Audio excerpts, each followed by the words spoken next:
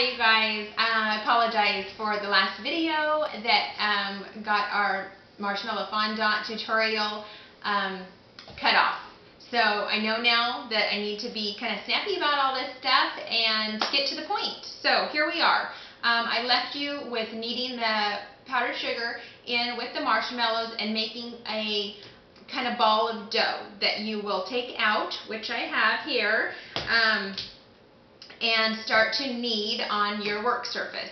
I do want to tell you that when you're done kneading it, if you don't use it right away, you can double wrap it in saran wrap and put it in a freezer lock baggie in your refrigerator for up to 2 weeks. But when you're ready to use it, take it out a few hours ahead of time, let it get room temperature, and go for it. So this is what we're going to do.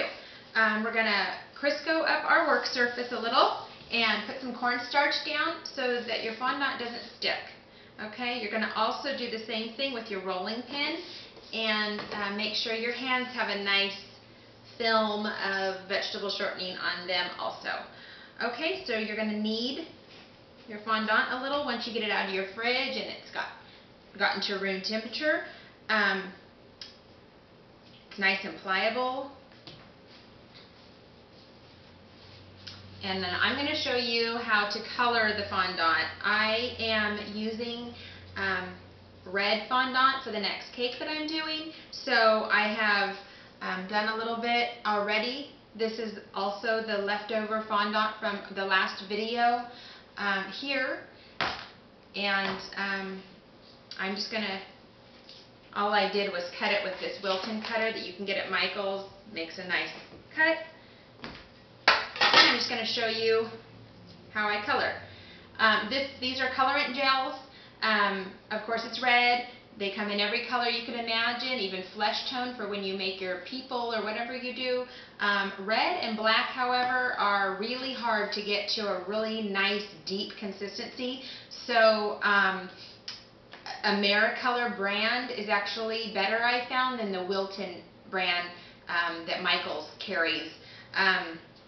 It's great, it's just that it's going to cost you more because you're going to need to use a lot. This is more concentrated and a really nice red color.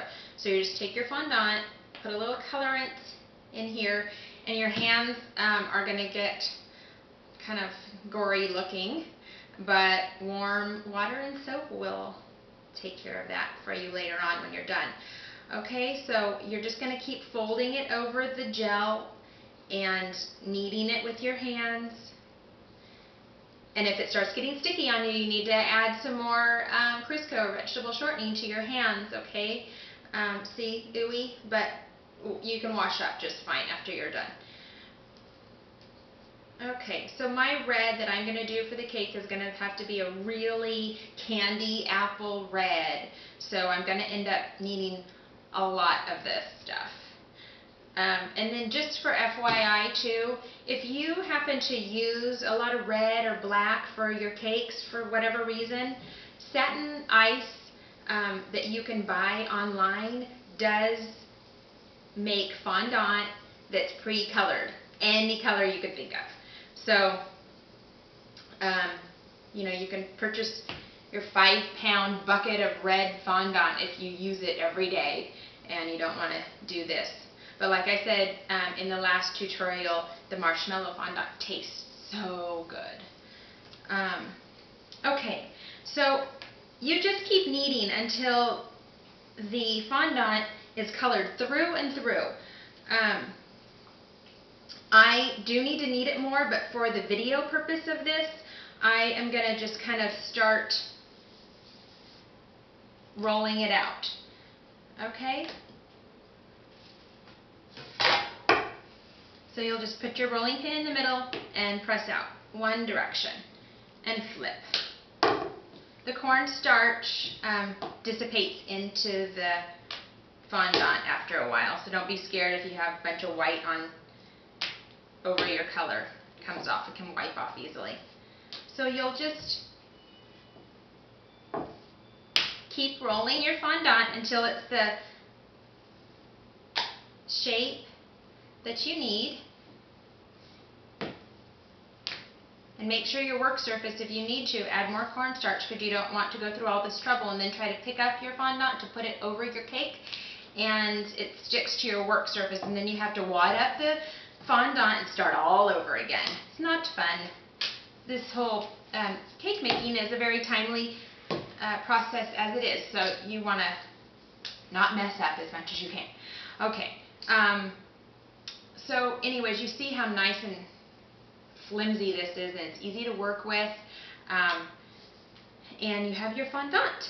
Okay, so what I'm going to do is I'm going to be making a cupcake of the week video, and so this week we're going to do a salted caramel cupcake, which is to die for. And I'm going to show you everything I put in to make the cupcakes, and then I'll have the list of ingredients also. And I, of course, would love for you to purchase cakes and cupcakes from Tiffany's Cakery, but you know, I also really want kids and people that don't get in the kitchen very much to, you know, get in here and bake something and have fun.